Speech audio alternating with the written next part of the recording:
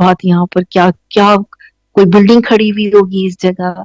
اصل میں آپ کو بتاؤں کہ ایک زمانے میں جو ماحول ہوا کرتا تھا اب سے 20-25 سال پہلے تک، جو کتابیں پڑھتے تھے نا، تو کتابیں پڑھنے کے بعد آپ کے ذہن میں بہت سے نئے نئے خیالات ابھرتے ہیں، بہت سی چیزیں آپ سیکھتے ہیں، کچھ معلومات میں اضافہ ہوتا ہے. اس کے بعد آپ خود بھی، آپ کو ایک عادت ہو جاتی ہے کہ آپ بہت سی چیزیں وہ سوچتے ہیں جو عام آدمی نہیں سوچتا.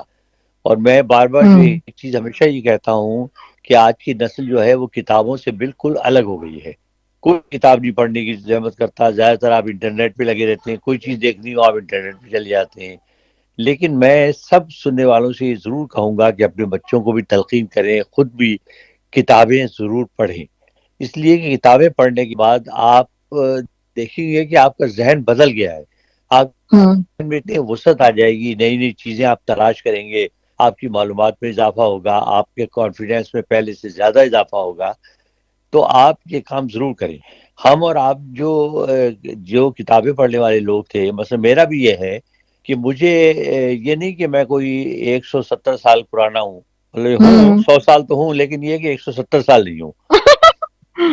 تو اب چونکہ بے شمار کتابیں پڑھی تو وہ ایک ذہن میں وہ بہت سی چیزیں افسانوی بن جاتی ہیں. آپ مثلا بالکل مجھے بھی بنتی بڑی ہیں. فیسینیشن ہے پرانے گھروں سے، پرانی عمارات سے، پرانی جگہوں سے. میں آپ کو بڑی انٹرسٹنگ بات بتاؤں، جس زمانے میں کاروبار کیا کرتا تھا تو میرا لاہور اور پنڈی بہت جانا ہوتا تھا، اسلام آباد بہت، کیونکہ وہاں ہمارے کلائنٹس تھے، ہاں. میرا ایڈورٹائزنگ اچھا. کا کام تھا.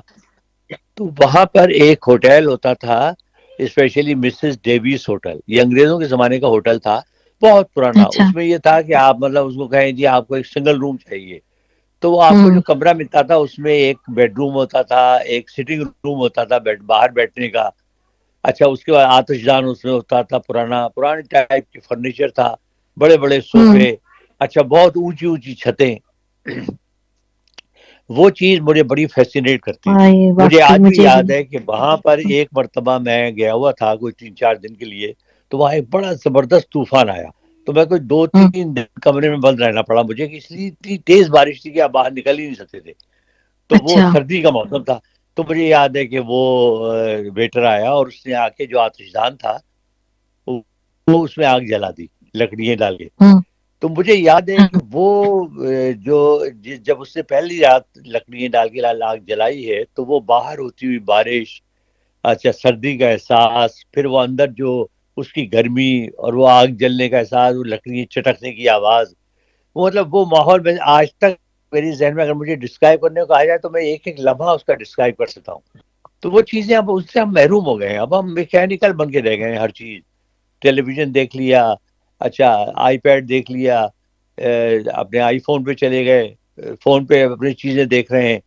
تو ان جو حقیقت زندگی کی حقیقتیں ہیں ان سے ہم دور ہو گئے ہیں، اور اسی لیے آپ دیکھیے کہ مٹیریلسٹک زیادہ ہو گئے ہیں. اب آپ ہر وقت یہ سوچتے رہتے ہیں کہ اچھا کل کیا پکے گا، اچھا وہ کہاں سے آئے گا، اچھا پیسے کتنے انجوائے خرچیں نہیں کہاں کرتے سے ہیں آئے. نا وہ تو چیزوں، لمحات کو انجوائے ہی نہیں اب کرتے. جی ہاں بالکل. تو یہ بہت ضروری ہے کہ ہم اپنے ماضی سے رشتہ جوڑے رکھیں، اور بچوں کو بھی یہ بتائیں کہ اپنی تاریخ ہے، آپ ادب ہے، اس سب سے رابطہ رکھیں. کیوں دیکھیے اس کا ایک نتیجہ اور ہوا ہے، میں آپ کو بتاؤں، آپ غور کریں، یہ ہم جی. ان چیزوں پہ چھوٹی چھوٹی چیزوں پہ غور نہیں کرتے کہ آپ بچوں کی جنرل نالج اتنی کم ہو گئی ہے کہ آپ ان سے اگر آپ کوئی معلومات عامہ کا سوال پوچھیں گے نا، ان کے پاس جواب نہیں ہوگا. بچوں کو بہت، آپ یقین مانیے 90% بچوں کو اپنے جو آپ کے لیڈرز گزرے ہیں، جن لوگوں نے پاکستان بنانے میں جدوجہد کی، ان کے نام نہیں پتا. بہت سے لوگوں کو یہ نہیں پتا کہ قائد اعظم کا پورا نام کیا تھا. بالکل ایسے ہی ہے، بالکل بالکل. تو یہ جو ہے نا، یہ اب ہمیں ان چیزوں پہ توجہ دینا چاہیے. ہم ایک طرف تو روتے رہتے ہیں جی ہمارا ملک اچھا نہیں ہے، ہم تباہ ہو گئے، برباد ہو گئے، آگے پتہ نہیں کیا ہوگا. دوسری طرف ہم کوئی کوشش ہی نہیں کرتے. دیکھیے جو قومیں زندہ ہے، میں آپ کو انگلینڈ کی بات بتاؤں، انگلینڈ آپ جائیں گے تو وہاں پر وہ ٹرین چلتی ہے انڈر گراؤنڈ، جسے ٹیوب کہتے ہیں. اچھا جی. اس میں آپ ٹریول کر رہے ہوں گے نا، اب آپ اندر داخل ہوں گے نا، آپ بیٹھے ہوئے ہیں سیٹ پہ، اب وہ گورا آئے گا، آپ جو ہے نا وہ مرد ہے یا عورت ہے جو بھی ہے، اچھا وہ آئے گا، وہ کتاب دیکھے پڑھ گا، رہے تھے. نگاہ ڈالے گا، آپ کو سیٹ نہیں ملے گی نا، وہ اس سے جو ڈنڈا لگا ہوتا ہے اس سے کھڑا ہو جائے گا اور کتاب اپنے نکالے گا اپنے بیگ سے یہ اور تو کتاب پڑھنا شروع کر دے گا. یہ بات ہے، اور میں تو خود بڑا دیکھ کے حیران ہوئی تھی کہ ان کو بس ایک جگہ چاہیے کوئی، کہ کتاب سے اتنی محبت ہے ان کو کہ ٹرین میں بھی بیٹھے پڑھ رہے ہیں اور سفر میں تو پڑھ رہے ہیں. دیکھیے میں اور امریکہ ہاں. میں رہتا ہوں اور میں کبھی کبھی لائبریری جاتا ہوں، ایسی ریفرنس کے لیے کوئی چیز دیکھنی ہو کچھ، اور ویسی شوقیہ بھی جاتا ہوں، کتابیں دیکھتا رہتا ہوں. آپ یقین مانیے آج بھی یہاں لائبریریاں بھری ہوتی ہیں. آپ دیکھیں گے لوگ کمپیوٹر کے سامنے بھی بیٹھے ہیں تو کتابیں پڑھ رہے ہوتے ہیں وہ کمپیوٹر پہ، جو اب ظاہر ہے اب ای بکس آنے لگی ہیں تو لوگ ای بکس پڑھ رہے ہوتے ہیں، ریفرنس بکس جو ہے ایشو کروا رہے ہوتے ہیں گھر لے جانے کے لیے. یہاں مطلب یہاں پر آئی فون نے، آئی پیڈ نے، ان چیزوں نے کوئی اثر نہیں ڈالا. ہماری نسل کو اور اس کے کچھ نہیں آتا، دنیا کی کوئی چیز کا ان کو انٹرسٹ.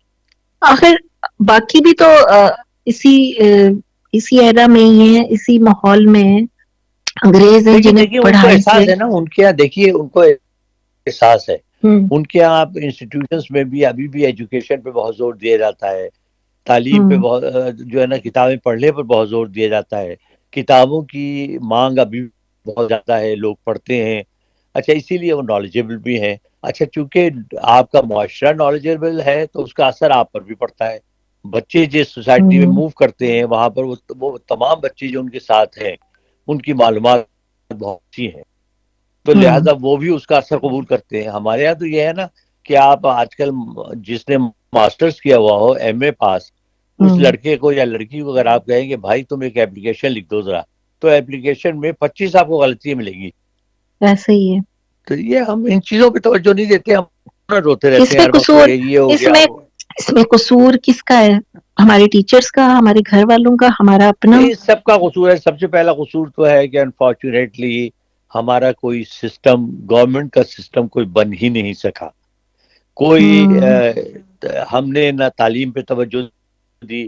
آج اب آپ یہ دیکھیے کہ ہمارا جو لٹریسی ریشیو ہے وہ دنیا کے جو کم ترین ممالک ہیں ان کے برابر ہے.